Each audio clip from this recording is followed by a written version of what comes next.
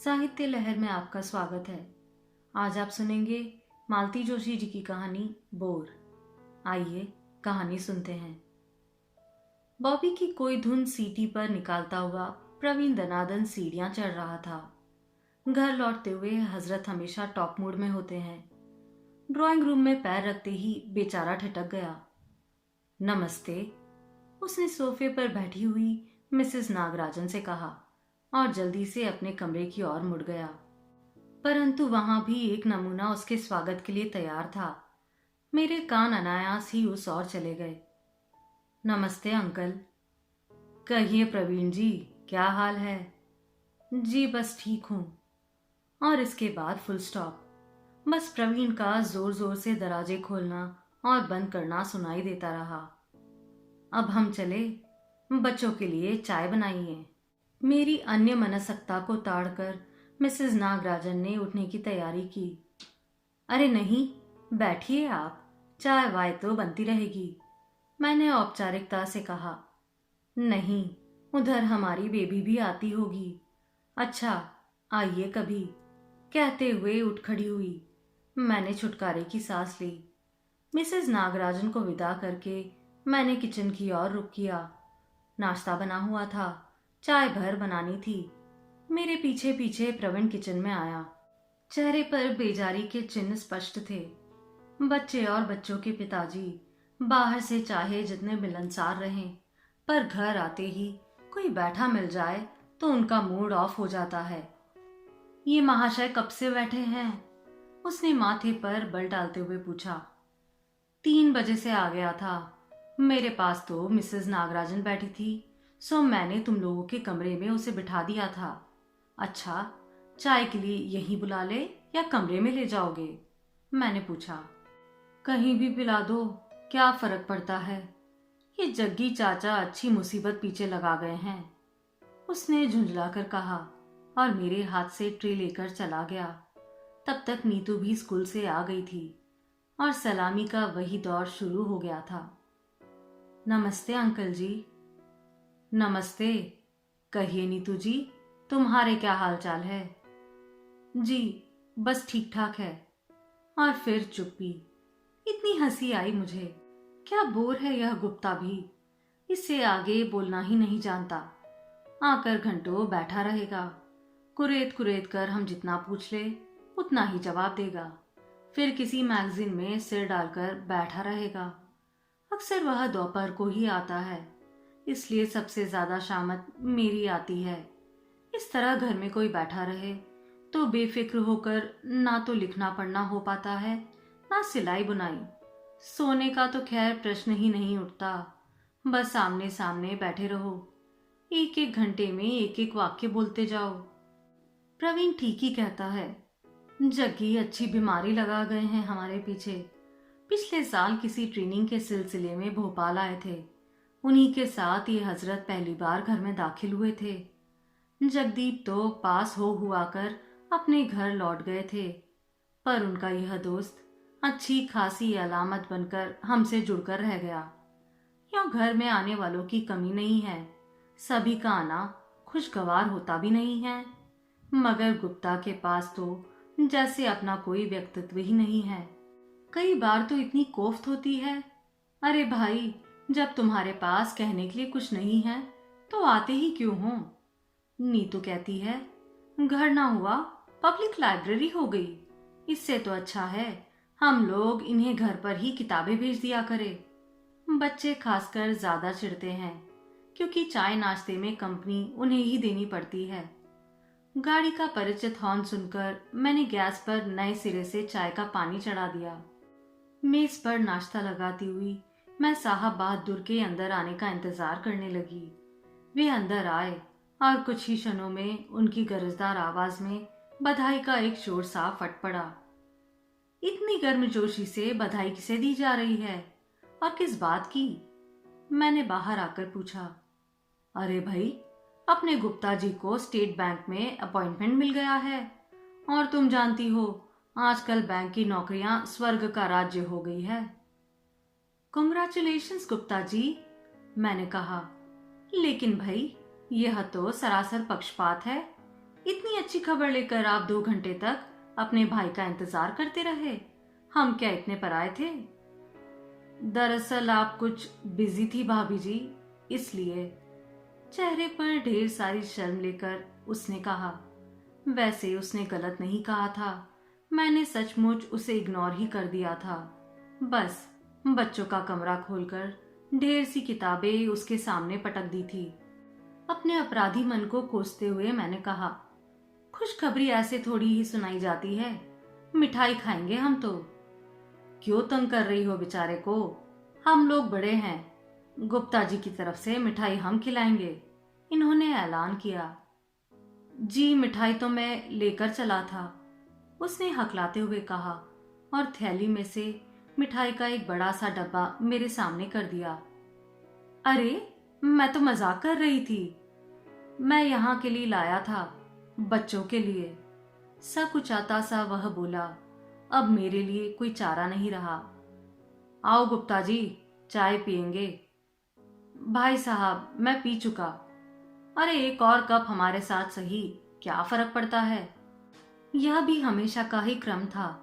चाय की मेज पर हम तीनों ने फिर साथ ही चाय पी, नाश्ता किया, मिठाई का पैकेट भी खोल लिया था और ये मिठाइयों की भूरी भूरी प्रशंसा किए जा रहे थे।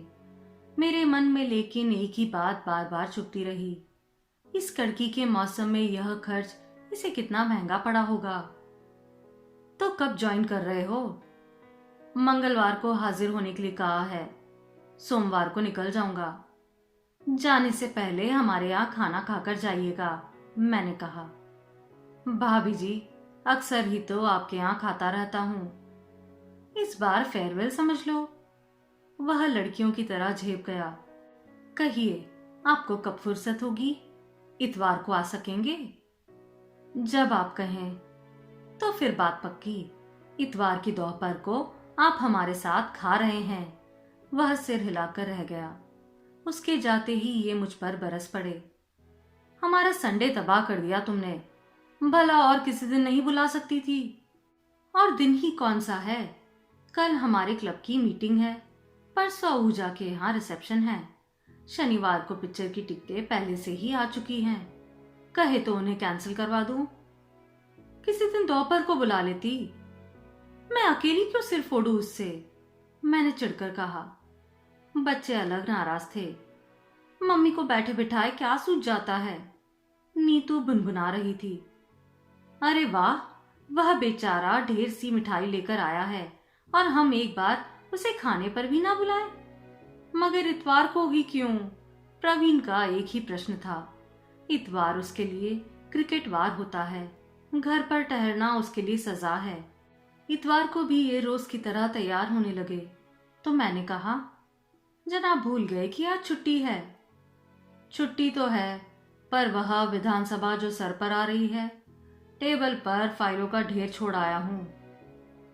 और वे जो BORE आने वाले हैं? कौन? अच्छा गुप्ता की बात कर रही हो। मेरे ना रहने से बल्कि जरा फ्रीडम रहेगी। प्रवीण ग्राउंड के लिए खिसकने की तैयारी कर रहा था, परंतु पापा की इस कर्तव्य परायणता के कारण उसका मैच खटाई में पड़ गया। भुनभुनाते हुए ही उसने अपने दोस्तों को लौटाया। बस यही कुछ बनाया है आज? खाना खाते हुए इन्होंने पूछा। क्यों, और क्या बनाना होता है? दाल चावल है, सब्जी पराठे हैं, अचार चटनी है, और क्या चाहिए? कमाल करती हो, यूं तो पता नहीं रोज क्या अल्लम गल्लम बनाया करती हो, आज उसे फेयरवेल दे रही हो तो कुछ भी नहीं। सुनो, ऐसे अच्छा नहीं लगता, तुमसे ना बने तो बाजार से ही कुछ मीठा मंगवा लो। उनके जाने के बाद मैं दिमाग कुरेदती रही, सब्जी की टोकरियां टटोलती रही। फिर प्रवीण से कहा, बेटा जरा दौड़कर बाजार से एक हीमा का पैकेट तो ला दे, गुलाब जामुन बना लूं जरा। तो गुप्ता अंकल के ऑनर में गुलाब जामुन बन रहे हैं, नीतू ने चटकारे लेकर कहा। चल ज्यादा बातें मत बना, जरा आलू छीलने में हाथ बटा तो। मैंने एक हल्की सी डांट पिलाई। खाना बनाने का तो मुझे जैसे बुखार चढ़ता है, मिनटों में दिमाग में पूरा मेन्यू ड्राफ्ट हो जाता है। यूं मुझे घंटों पहले रखी हुई चीज याद नहीं रहती, पर यह जरूर याद रहता है कि 6 महीने पहले अमूमन सज्जन के लिए मैंने क्या क्या बनाया था। कोई भी डिश रिपीट ना हो, इसका मुझे खूब ध्यान रहता है। रेडियो से, पत्रिकाओं से, सहेलियों से व्यंजनों के ब्यौरे इकट्ठा करती रहती हूँ। खाने की मेज पर जब तारीफों के पुल बंधे जाते हैं तो मेरी मेहनत सफल हो जाती है। गुप्ता जब आया तो रसोई महक रही थी और मेज डोंगों से और डिशेस से खचाखच भरी हुई थी।